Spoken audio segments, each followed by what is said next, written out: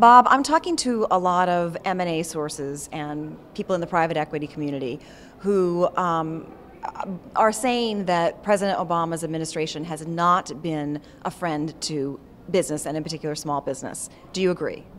Well, that's hard to say. I'm a state legislator. I think in Connecticut we're turning things around. We are doing the best we can to grow jobs in this economy.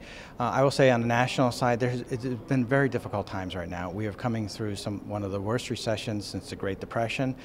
There's going to be a lot of give and take between the business community and the government right now. So I think that some does remain to be seen. But I know that also on state legislative levels, we are working very hard with the business community to try and grow jobs. Frankly, what we're seeing in Congress is polarization. We're seeing dysfunction. People don't really know what's happening.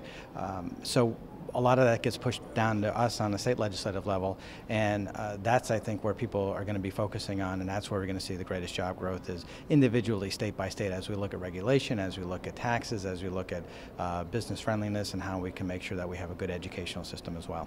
So as a Democrat state legislator, what can you do to help the small business community in your community?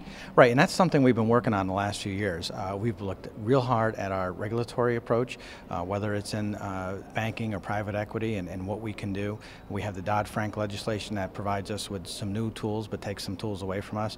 We're also looking at taxes and how government can help grow jobs and partner with the business community. One of the other things that's really important too is our educational system, is making sure that we have students who are prepared and ready for the workplace.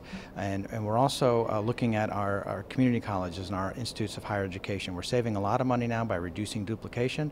We're working to make sure that kids who are getting out of high school are prepared for college and for higher education. All those things together will help make a good job market and help us compete abroad and with other states as well.